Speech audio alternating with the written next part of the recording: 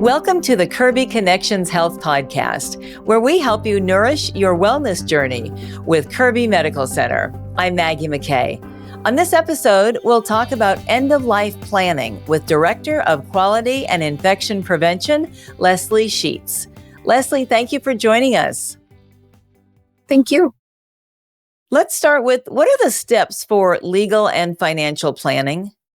Before that, I think that in terms of making a decision about planning, no one ever plans to have any sort of health event or get sick or a medical crisis. And so, talking about this is really important, and not just for people that are older, but for all ages, because we just never know when those kinds of things are gonna happen. So being prepared and having those legal documents and having them in an accessible location hopefully provides some peace of mind for knowing that your wishes will be honored and help ease the burden of loved ones. So the steps for legal and financial planning. To start off, I would just suggest that you reflect on your values and wishes. This can help you think through what matters most to you and what you may want at the end of your life. Help guide decisions about future care and medical treatment. Reflect on previous friends and family members and how their end-of-life care was handled. Those previous experiences can help you figure out what worked well and what didn't work well and what you want and how those things were handled. And what documents are necessary to determine what you want for end-of-life care? The documents that I see to being the most critical for in being in a hospital setting are a power of attorney for healthcare, and that's usually termed POA. A power of attorney for financial. Again, that's a POA for financial, and then living will and a post form. So each of those forms have different meanings to them and address different things, similar but different. So your power of attorney for healthcare form, this is the person that you have designated to make healthcare decisions if you are unable to speak for yourself. Power of attorney for financial, this is the person that you've designated to make financial decisions if you're unable to do that for yourself. A living will, that's a document that is a general outline for how you want your care and how you want to be treated should you be unable to make those decisions in an emergency or a medical situation. And then the final form that is very, very helpful is called a PULSE form, and that's a physician's order for life-sustaining treatment. And this form provides guidance about your medical care, and this is a form that healthcare professionals will use in an immediate emergency.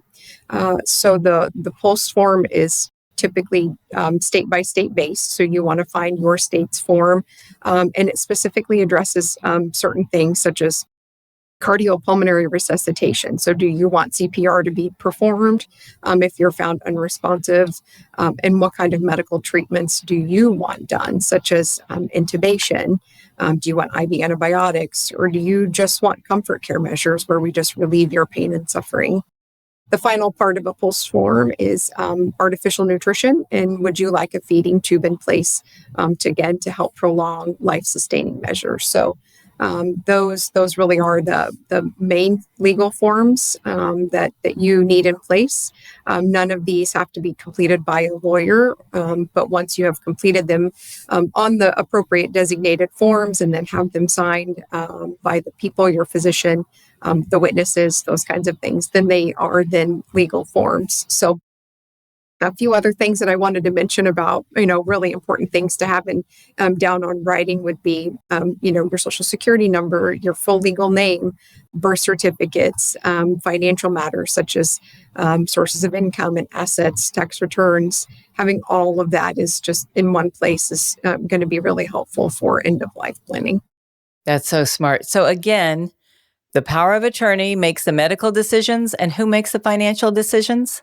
That would be the power of attorney for financial. Oh, and so what about medical? Medical is a power of attorney for healthcare. So you have one for healthcare and one for financial. And it can be the same person that's designated on those forms, but those are broken out into two separate forms. And that's only if you're unable, correct?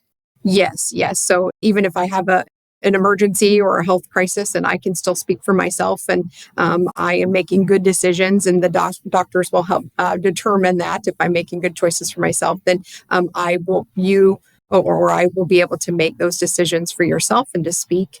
It just becomes when you are unable to speak for yourself. So if you have head trauma and you cannot communicate, or you had a stroke that renders you unable to speak for yourself. So that's when those people come into play, and then defaults to them to help make those decisions. So there are a lot of documents. Where are those stored and who has access to them? Because I know when my son went off to college, it's different than this, obviously, but we filled out a lot of things in case something medical happened because he was so far away. And I have it like on my phone, but how does that work?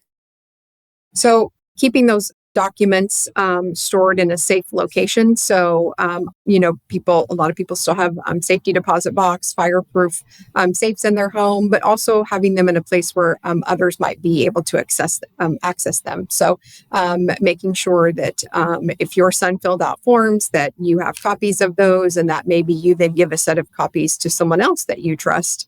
Having those copies on file at the primary care provider's office is always a good place. And also getting those forms on file at your local hospital, or the hospital where you receive care. You might most likely would be treated for an emergency. So having those on file in multiple locations is great, just so that way, should that time come, again, you are unable to speak for yourself, they then have those copies and they understand what your wishes will be. This could be the hardest part of all. How do you approach talking with family and physicians about end of life?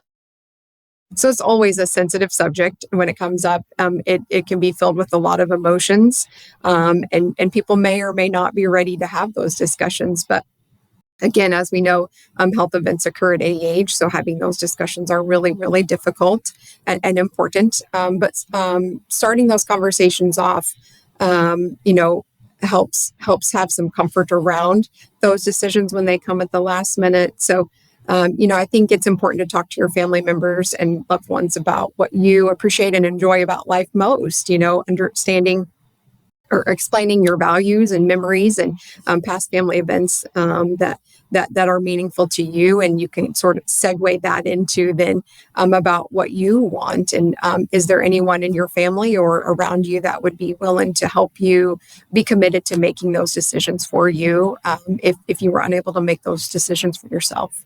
Choose wisely, because this is the person that is going to make. And then, even though you have discussed with them and you've written it down, you would hope that person will follow your wishes. However, they don't have to. And so I think that's the importance of this person understanding what you want and how important that care is to you, and that they be committed and willing to follow through with that.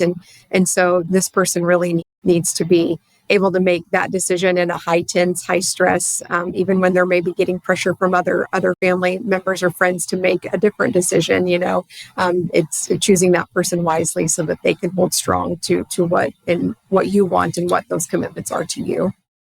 Right. And when it comes to living arrangements, when to transition from home to a facility that provides, say, additional resources to meet increased care needs, how do you decide if you want to stay in the local community, or is it time to move where family members are located?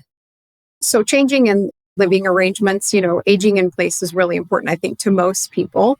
And so to be able to maintain that independence for as long as possible is what most people express that they want. And so deciding whether to move, again, is very emotional decision at times. And, people choose to stay or go for different reasons. But, living at home as you age requires some careful consideration. And so I think, again, having those open communications with your family members about what's important to you, understanding your chronic disease conditions and what those long-term health effects might have in terms of what that might mean for you to be able to stay in your home is important.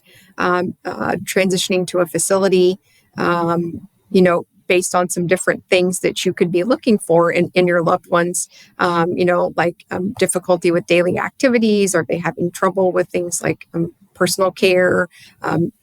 bathing and preparing their meals. Are you seeing frequent falls? Are they unable to manage their medications?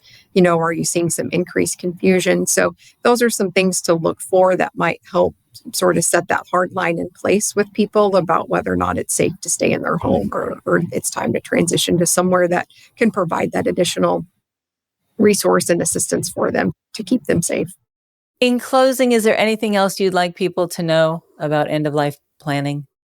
I think the important thing to keep in mind with end-of-life care, especially with our aging population, is that they do have the right to make decisions, whether or not we feel that they're the right ones or the safest ones.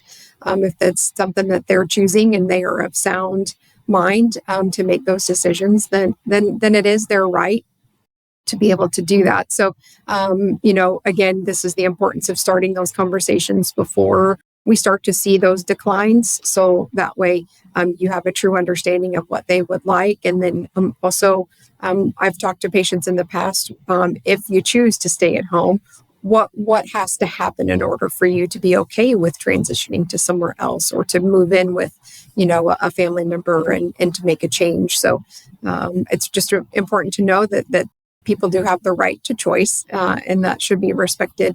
But it definitely needs to know when it's time to make that transition, so that way we can keep our loved ones around for as long as possible. So, thank you so much for sharing your expertise on this sensitive and important topic. It's been very informative, and we appreciate your time. Yeah, well, thank you. Again, that's Leslie Sheets. If you'd like to find out more, please visit kirbyhealth.org/patients-visitors/advanced-directives. Thanks for listening to Kirby Connections Health Podcast.